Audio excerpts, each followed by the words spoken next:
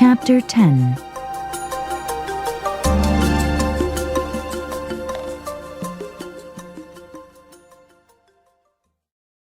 Jesus sends out the 12. He called his 12 disciples to him and gave them authority to drive out evil spirits and to heal every disease and sickness. These are the names of the 12 apostles. First, Simon, who is called Peter, and his brother Andrew, James, son of Zebedee, and his brother John, Philip and Bartholomew, Thomas and Matthew the tax collector, James, son of Alphaeus, and Thaddeus, Simon the Zealot, and Judas Iscariot, who betrayed him. These 12 Jesus sent out with the following instructions. Do not go among the Gentiles or enter any town of the Samaritans. Go rather to the lost sheep of Israel. As you go, preach this message. The kingdom of heaven is near. Heal the sick, raise the dead, cleanse those who have leprosy, drive out demons. Freely you have received, freely give. Do not take along any gold or silver or copper in your belts. Take no bag for the journey, or extra tunic, or sandals or a staff, for the worker is worth his keep. Whatever town or village you enter, search for some worthy person there and stay at his house until you leave. As you enter the home, give it your greeting. If the home is deserving, let your peace rest on it. If it is not, let your peace return to you. If anyone will not welcome you or listen to your words, shake the dust off your feet when you leave that home or town. I tell you the truth, it will be more bearable for Sodom and Gomorrah on the day of judgment than for that town. I am sending you out like sheep among wolves. Therefore be as shrewd as snakes and as innocent as doves. Be on your guard against men. They will hand you over to the local councils and flog you in their synagogues. On my account, you will be brought before governors and kings as witnesses to them and to the Gentiles. But when they arrest you, do not worry about what to say or how to say it. At that time you will be given what to say, for it will not be you speaking, but the Spirit of your Father speaking through you. Brother will betray brother to death, and a father his child. Children will rebel against their parents and have them put to death. All men will hate you because of me, but he who stands firm to the end will be saved. When you are persecuted in one place, flee to another. I tell you the truth, you will not finish going through the cities of Israel before the Son of Man comes. A student is not above his teacher, nor a servant above his master. It is enough for the student to be like his teacher and the servant like his master. If the head of the house has been called Beelzebub, how much more the members of his household? So do not be afraid of them. There is nothing concealed that will not be disclosed, or hidden that will not be made known. What I tell you in the dark, speak in the daylight. What is whispered in your ear, proclaim from the roofs. Do not be afraid of those who kill the body but cannot kill the soul. Rather be afraid of the one who can destroy both soul and body in hell. Are not 2 sparrows sold for a penny? Yet not one of them will fall to the ground apart from the will of your Father. And even the very hairs of your head are all numbered. So don't be afraid, you are worth more than many sparrows. Whoever acknowledges me before men, I will also acknowledge him before my Father in heaven. But whoever disowns me before men, I will disown him before my Father in heaven. Do not suppose that I have come to bring peace to the earth. I did not come to bring peace, but a sword, for I have come to turn a man against his father, a daughter against her mother, a daughter-in-law against her mother-in-law. A man's enemies will be the members of his own household. Anyone who loves his father or mother more than me is not worthy of me. Anyone who loves his son or daughter more than me is not worthy of me. And anyone who does not take his cross and follow me is not worthy of me. Whoever finds his life will lose it, and whoever loses his life for my sake will find it. He who receives you receives me, and he who receives me receives the one who sent me. Anyone who receives a prophet because he is a prophet will receive a prophet's reward, and anyone who receives a righteous man because he is a righteous man will receive a righteous man's reward. And if anyone gives even a cup of cold water to one of these little ones because he is my disciple, I tell you the truth, he will certainly not lose his reward.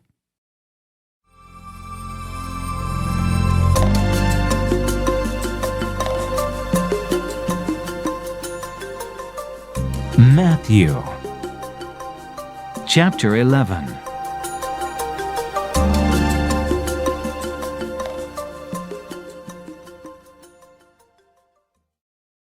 Jesus and John the Baptist. After Jesus had finished instructing his 12 disciples, he went on from there to teach and preach in the towns of Galilee. When John heard in prison what Christ was doing, he sent his disciples to ask him, "Are you the one who was to come, or should we expect someone else?" Jesus replied, "Go back and report to John what you hear and see. The blind receive sight, the lame walk, those who have leprosy are cured, the deaf hear, the dead are raised, and the good news is preached to the poor. Blessed is the man who does not fall away on account of me." As John's disciples were leaving, Jesus began to speak to the crowd about John. "What did you go out into the desert to see? A reed swayed by the wind? If not, what did you go out to see? A man dressed in fine clothes? No, those who wear fine clothes are in kings' palaces. Then what did you go to see? A prophet? Yes, I tell you, and more than a prophet, this is the one about whom it is written, 'I will send my messenger ahead of you, who will prepare your way before you.' I tell you the truth, among those born of women there has not risen anyone greater than John the Baptist, yet he who is least in the kingdom of heaven is greater than he. From the days of John the Baptist until now the kingdom of heaven has been forcefully advancing, and forceful men lay hold of it. For all the prophets and the law prophesied until John. And if you are willing to accept it, he is the Elijah who was to come. He who has ears, let him hear. To what can I compare this generation? They are like children sitting in the marketplaces and calling out to others. We played the flute for you, and you did not dance. We sang in a dirge, and you did not mourn. For John came neither eating nor drinking, and they say, 'He has a demon.' The Son of Man came eating and drinking, and they say, 'Here is a glutton and a drunkard, a friend of tax collectors and sinners.' But wisdom is proved right by her actions. Woe on unrepentant cities! Then Jesus began to denounce the cities in which most of his miracles had been performed, because they did not repent. Woe to you, Chorazin! Woe to you, Bethsaida! If the miracles that were performed in you had been performed in Tyre and Sidon, they would have repented long ago in sackcloth and ashes. But I tell you, it will be more bearable for Tyre and Sidon on the day of judgment than for you. And you, Capernaum, will you be lifted up to the skies? No, you will go down to the depths. If the miracles that were performed in you had been performed in Sodom, it would have remained to this day. But I tell you that it will be more bearable for Sodom on the day of judgment than for you. Rest for the weary. At that time Jesus said, "I praise you, Father, Lord of heaven and earth, because you have hidden these things from the wise and learned, and revealed them to little children. Yes, Father, for this was your good pleasure. All things have been committed to me by my Father. No one knows the Son except the Father, and no one knows the Father except the Son, and those to whom the Son chooses to reveal him. Come to me, all you who are weary and burdened, and I will give you rest. Take my yoke upon you and learn from me, for I am gentle and humble in heart, and you will find rest for your souls. For my yoke is easy and my burden is light."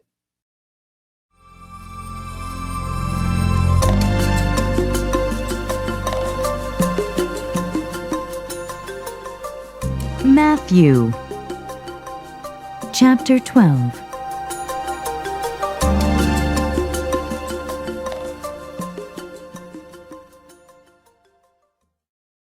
Lord of the Sabbath. At that time, Jesus went through the grain fields on the Sabbath. His disciples were hungry and began to pick some heads of grain and eat them. When the Pharisees saw this, they said to him, "Look, your disciples are doing what is unlawful on the Sabbath." He answered, "Haven't you read what David did when he and his companions were hungry? He entered the house of God, and he and his companions ate the consecrated bread, which was not lawful for them to do, but only for the priests. Or haven't you read in the law that on the Sabbath the priests in the temple desecrate the day and yet are innocent? I tell you that one greater than the temple is here. If you had known what these words mean, 'I desire mercy, not sacrifice,' you would not have condemned the innocent. For the Son of Man is Lord of the Sabbath." Going on from that place, he went into their synagogue, and a man with a shriveled hand was there. Looking for a reason to accuse Jesus, they asked him, "Is it lawful to heal on the Sabbath?" He said to them, "If any of you has a sheep and it falls into a pit on the Sabbath, will you not take hold of it and lift it out? How much more valuable is a man than a sheep? Therefore it is lawful to do good on the Sabbath." Then he said to the man, "Stretch out your hand." So he stretched it out, and it was completely restored, just as sound as the other. But the Pharisees went out and plotted how they might kill Jesus. God's chosen servant. Aware of this, Jesus withdrew from that place. Many followed him, and he healed all their sick, warning them not to tell who he was. This was to fulfill what was spoken through the prophet Isaiah. "Here is my servant whom I have chosen, the one I love, in whom I delight. I will put my spirit on him, and he will proclaim justice to the nations. He will not quarrel or cry out. No one will hear his voice in the streets. A bruised reed he will not break, and a smoldering wick he will not snuff out, till he leads justice to victory. In his name the nations will put their hope." Jesus and Beelzebub. Then they brought him a demon-possessed man who was blind and mute, and Jesus healed him, so that he could both talk and see. All the people were astonished and said, "Could this be the son of David?" But when the Pharisees heard this, they said, "It is only by Beelzebub, the prince of demons, that this fellow drives out demons."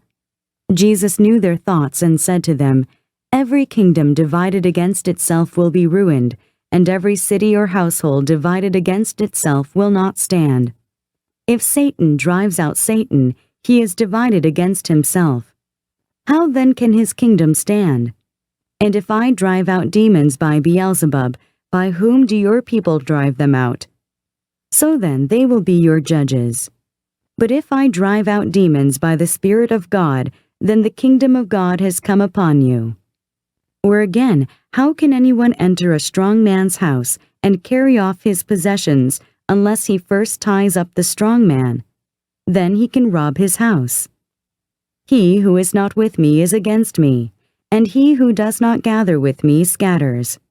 And so I tell you, every sin and blasphemy will be forgiven men, but the blasphemy against the Spirit will not be forgiven.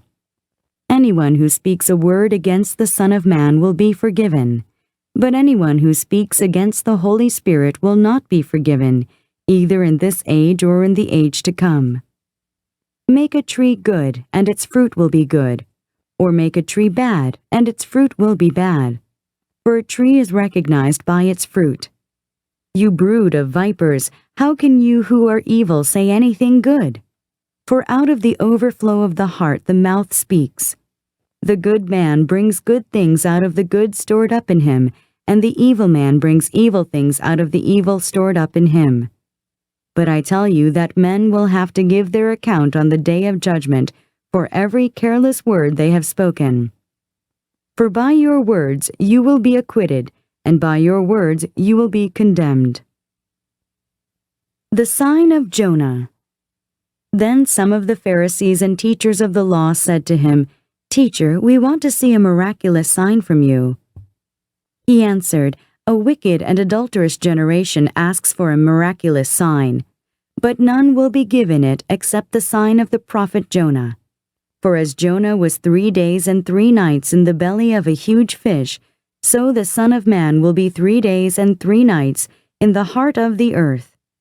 The men of Nineveh will stand up at the judgment with this generation and condemn it, for they repented at the preaching of Jonah, and now one greater than Jonah is here. The queen of the south will rise at the judgment with this generation and condemn it, for she came from the ends of the earth to listen to Solomon's wisdom, and now one greater than Solomon is here.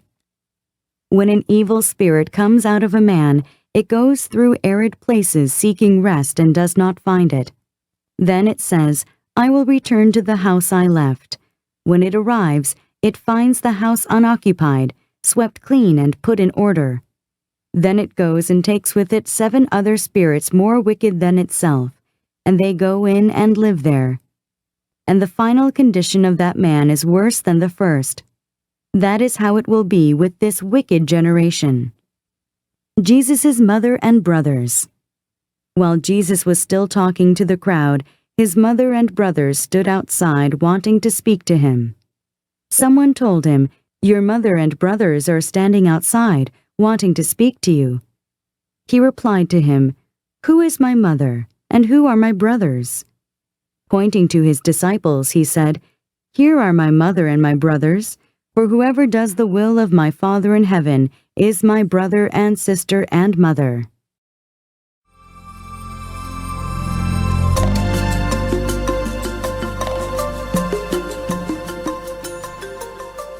Matthew chapter 13.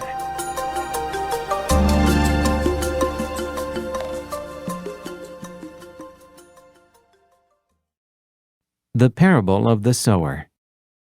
That same day Jesus went out of the house and sat by the lake. Such large crowds gathered around him that he got into a boat and sat in it, while all the people stood on the shore. Then he told them many things in parables, saying, A farmer went out to sow his seed. As he was scattering the seed, some fell along the path, and the birds came and ate it up. Some fell on rocky places where it did not have much soil. It sprang up quickly because the soil was shallow. But when the sun came up, the plants were scorched, and they withered because they had no root. Other seed fell among thorns, which grew up and choked the plants. Still other seed fell on good soil, where it produced a crop, 160 or 30 times what was sown. He who has ears, let him hear. The disciples came to him and asked, Why do you speak to the people in parables? He replied, The knowledge of the secrets of the kingdom of heaven has been given to you, but not to them. Whoever has will be given more, and he will have in abundance. Whoever does not have, even what he has will be taken from him. This is why I speak to them in parables. Though seeing they do not see, though hearing they do not hear or understand, in them is fulfilled the prophecy of Isaiah. You will be ever hearing but never understanding. You will be ever seeing but never perceiving. For this people's heart has become calloused. They hardly hear with their ears, and they have closed their eyes.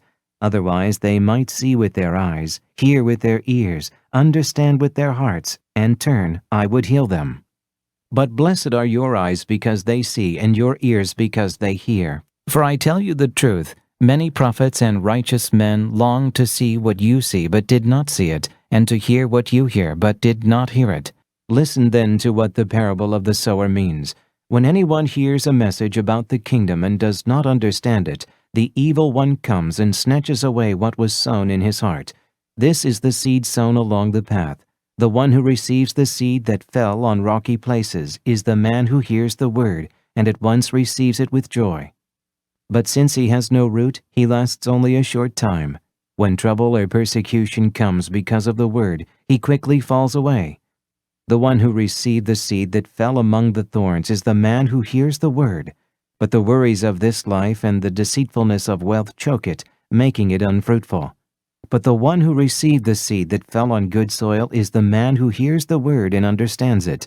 He produces a crop yielding 160 or 30 times what was sown. The parable of the weeds. Jesus told them another parable. The kingdom of heaven is like a man who sowed good seed in his field. But while everyone was sleeping, his enemy came and sowed weeds among the wheat and went away. When the wheat sprouted and formed heads, then the weeds also appeared. The owner's servants came to him and said, "Sir, didn't you sow good seeds in your field? Where then did the weeds come from?" "An enemy did this," he replied. The servants asked him, "Do you want us to go and pull them up?" "No," he answered, "because while you are pulling the weeds, you may root up the wheat with them. Let both grow together until the harvest. At that time I will tell the harvesters, first collect the weeds and tie them in bundles to be burned, then gather the wheat and bring it into my barn." The parables of the mustard seed and the yeast. He told them another parable. "The kingdom of heaven is like a mustard seed which a man took and planted in his field. Though it is the smallest of all your seeds, yet when it grows it is the largest of garden plants and becomes a tree, so that the birds of the air come and perch in its branches." He told them still another parable. "The kingdom of heaven is like yeast that a woman took and mixed into a large amount of flour until it worked all through the dough." Jesus spoke all these things to the crowd in parables. He did not say anything to them without using a parable. So was fulfilled that was spoken through the prophet. "I will open my mouth in parables. I will utter things hidden since the creation of the world." The parable of the weeds explained. Then he left the crowd and went into the house. His disciples came to him and said, "Explain to us the parable of the weeds in the field." He answered, "The one who sowed the good seed is the Son of Man, the field is the world, and the good seed stands for the sons of the kingdom. The weeds are the sons of the evil one, and the enemy who sows them is the devil. The harvest is the end of the age, and the harvesters are angels. As the weeds are pulled up and burned in the fire, so it will be at the end of the age. The Son of Man will send out his angels, and they will weed out his kingdom, everything that causes sin and all who do evil. They will throw them into the fiery furnace, where there will be weeping and the gnashing of teeth. Then the righteous will shine like the sun in the kingdom of their Father. He who has ears, let him hear." The parables of the hidden treasure and the pearl. The kingdom of heaven is like a treasure hidden in a field. When a man found it, he hid it again, and then in his joy went and sold all he had and bought that field. Again, the kingdom of heaven is like a merchant looking for fine pearls. When he found one of great value, he went away and sold everything he had and bought it. The parable of the net. Once again, the kingdom of heaven is like a net that was let down into the lake and caught all kinds of fish. When it was full, the fishermen pulled it up on the shore. They sat down and collected the good fish in baskets, but threw the bad away. This is how it will be at the end of the age. The angels will come and separate the wicked from the righteous and throw them into the fiery furnace, where there will be weeping and the gnashing of teeth. "Have you understood all these things?" Jesus asked. "Yes," they replied. He said to them, "Therefore every teacher of the law who has been instructed about the kingdom of heaven is like the owner of a house who brings out of his storeroom new treasures as well as old." A prophet without honor. When Jesus had finished these parables, he moved on from there. Coming to his hometown, he began teaching the people in their synagogue, and they were amazed. "Where did this man get this wisdom and these miraculous powers?" they asked. "Isn't this the carpenter's son? Isn't his mother's name Mary, and aren't his brothers James, Joseph, Simon, and Judas? Aren't all his sisters with us? Where then did this man get all these things?" And they took offense at him. But Jesus said to them, "Only in his hometown and in his own house is a prophet without honor." And he did not do many miracles there because of their lack of faith.